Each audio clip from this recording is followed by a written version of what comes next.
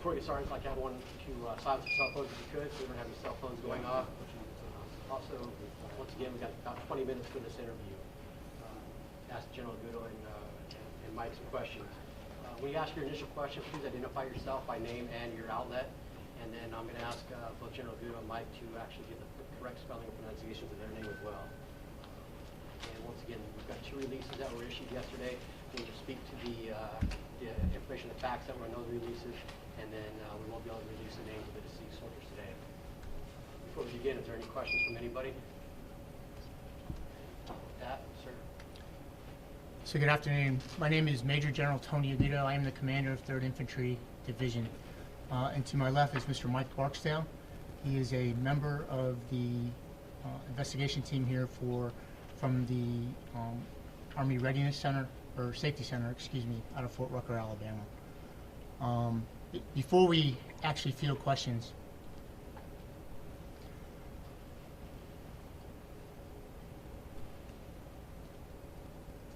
I would like to offer my sincere condolences to the family members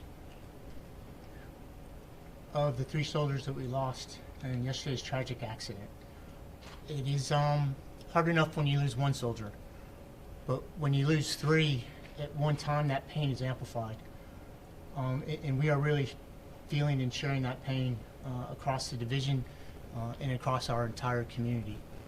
I would like to thank, and we are grateful for all of the thoughts and prayers that we have received truly from across the world, and they are greatly needed at this time as we continue to care for our families, their loved ones, and the soldiers affected by this tragic accident.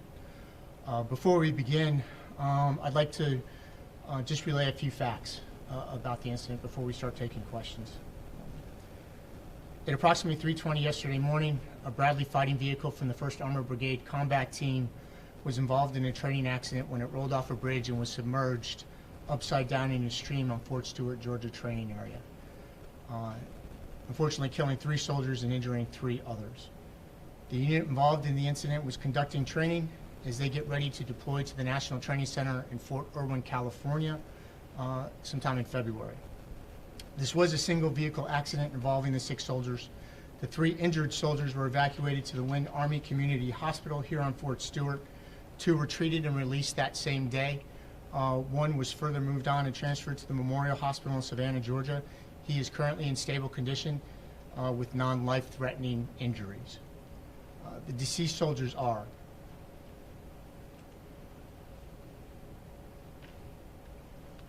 Sergeant First Class Brian Jenkins from Florida, Corporal Thomas Cole from Ohio,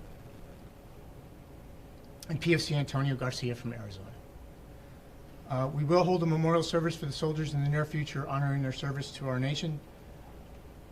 The 3rd Infantry Division and a team from the U.S. Army Combat Readiness Center are here investigating the incident, but our primary focus truly is for the care for the family members of the soldiers, their families, that were all affected by this tragedy. And with that, we are happy to take your questions.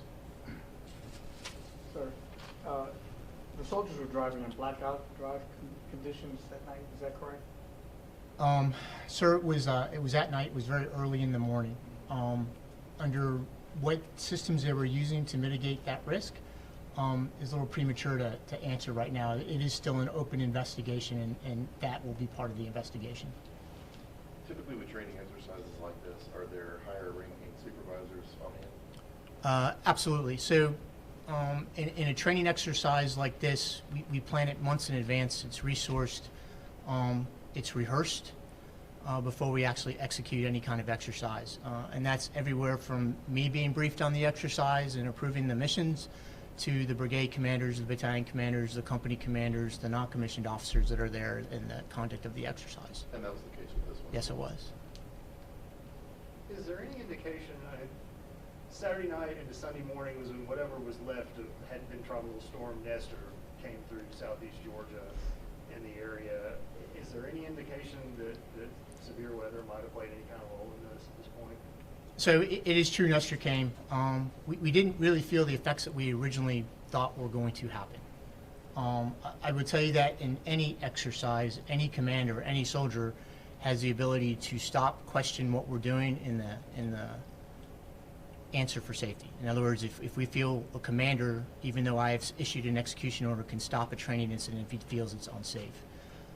In this particular incident, the effects of Nestor, or what was left of Nestor, had gone through.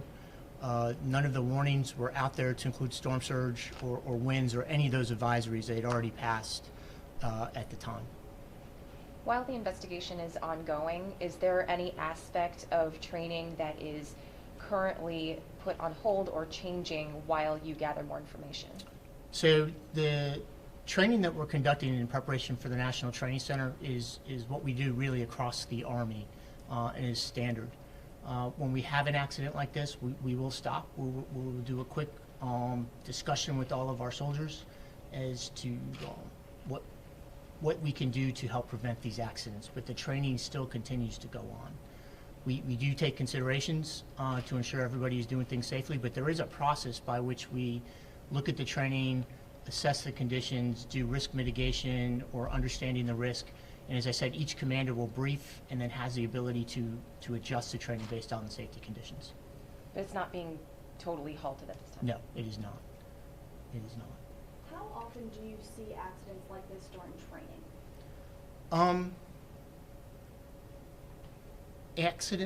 Accidents of this tragedy? Not very much. Do accidents occur? Of course. Training is tough, realistic, and we train for all sorts of conditions no matter where we would go. You would expect us to do that. And this was the case in this incident.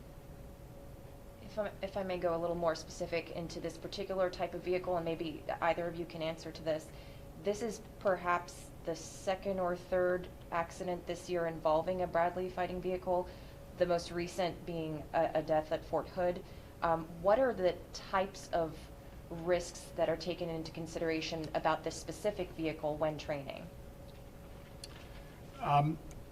All of our vehicles, the soldiers receive training on how to operate those systems, both under limited visibility, as were experienced on the night of this tragedy and during daylight conditions. All soldiers receive rollover training to help mitigate the potential hazard of a rollover. So soldiers are trained to operate this type of equipment in all different types of terrains and all different types of weather conditions. So I've been training on Bradleys and armored vehicles as long as I've been in the Army. We have a process by where we identify risk, we mitigate that risk, we do specific training for all sorts of conditions, and soldiers are trained on how to react in all of those conditions. At this point, is it still just too early to say, even preliminarily, why y'all think this Bradley went off this bridge? Short answer is yes, it is too early. Sir, you said you had a third soldier in the hospital. Do you know his or her condition? We know that he is stable. We know it's non-life threatening. As far as training goes, where do you go from here, sir, on Fort Stewart? I mean, does it change anything, or? Really, as the investigation goes, and we learn from the investigation, which is really why we have our safety center and what they're doing out here, we will learn things to help prevent this in the future, and we'll take those lessons and incorporate them as needed, but it's a little too early to tell right now what could affect the training or how we do it. What's the timeline like for this investigation? What are some next steps? Typically, it takes us 3 to 4 weeks on the ground to complete what we call our field report. And then from there, we will present the command here at Fort Stewart with what our findings and recommendations are. And then from there, we go through a process where we finalize a report, and then it's posted back down through the chain of command, and it's entered into the database at the Combat Readiness Center. But every investigation that we do is taken on its individual merit, and we will actually complete the investigation when we're comfortable with the accuracy, the thoroughness of that investigation. I know this was mentioned in the press release, but as far as resources for people on base in terms of grieving and dealing with this, how is that working? At the time of the incident, we assign a casualty notification officer and a casualty assistance officer. In each one of these cases, there is a casualty assistance officer that is specifically assigned to that family to help them deal with the process, the bereavement and just the administration process. Each unit has what we call a care team. It's usually comprised of soldiers, leaders, family members that are specifically there to help them. We also have a number of agencies and services here on post, and in the units, chaplains, behavioral health, grievance or bereavement specialists that will help them work their way through this. When the time is ready for the unit and the family members, we will have a memorial service that honors both their service and the family members as well. Was this a high bridge over the water? Was the water terribly deep? And is there anything further y'all can tell us about that? Truthfully, no, not until the investigation is complete. At this point, do we have any idea if the cause of the fatalities was more likely impact or being underwater? Again, no, I can't tell you that right now. Are you able to tell us how many other soldiers were training at the same time, perhaps in the same vicinity? So the entire combat brigade was actually out on training as part of this exercise. This particular incident, there was a battalion out training, and at the time of this movement, the battalion was all moving as part of the exercise. And this particular accident itself, there was a company as part of that battalion training. And are you able to confirm that the soldiers drowned? There is a team from our medical command here that is in the process of conducting the autopsy, so it would still be too early to say. Were there others nearby who were able to get to the scene fairly quickly? I mean, it's not clear if they were by themselves or if it might have taken a little time for anybody else to get to them or not. Yes, as I said, this particular incident, it was part of a battalion training exercise, and they were in the process, or they were with their entire company, so there were other soldiers nearby that assisted. Kind of circle a bit back around to the Bradley. It takes 6 people to operate, yes? I'm going to give you it depends answer. A Bradley has a driver, a vehicle commander who's responsible for the vehicle, and then a gunner who also sits next to that vehicle commander. In the back of the Bradley, because its main role is to be a personnel carrier, the number of people that could actually be in the back of that vehicle varies depending upon the type of unit it is. And is it like a tank where you get in from the top? Actually, in a Bradley, you can get in a number of ways. You can get in from the top, and you can get in from the backside of the Bradley itself.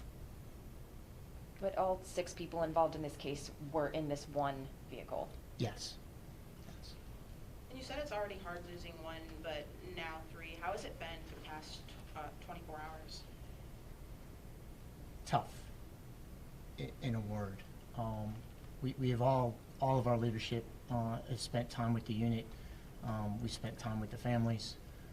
We spent time with the injured soldiers. It's been a tough time for all of us. How many times in your career have you had to do this difficult thing of talking about losing soldiers, and I'm sure it does not get any easier? I've been in the Army for quite a long time, and as you know, we've been all over the world. It never gets any easier, regardless of the circumstance.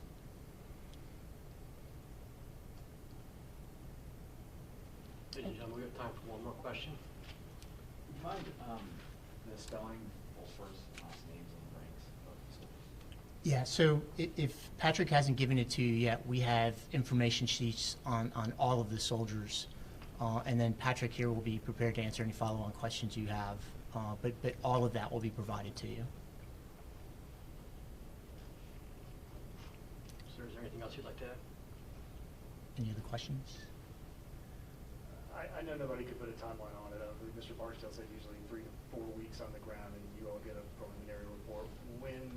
How long might it be before anything's made public about any findings?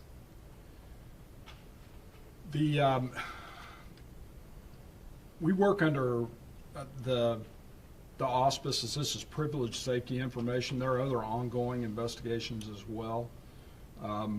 Some of our information is releasable under FOIA, but that's how safety investigations are conducted. Just for context, is there, how many deaths from training exercises have happened here at Fort Stewart before? I can't speak for the history of Fort Stewart. I can tell you that our last training incident was it was 2018, early 2018.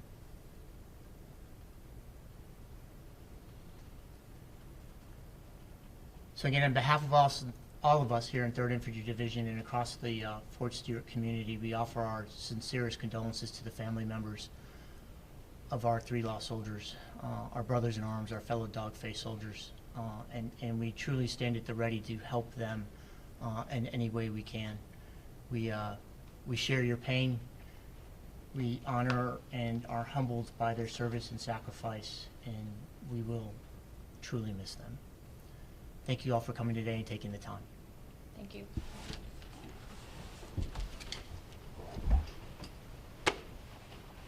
Thank you. As the CG mentioned, and as I mentioned earlier, we've got some digital packets that we're going to get out to all you guys. So that's what we need to do. Just want to make sure I'm pretty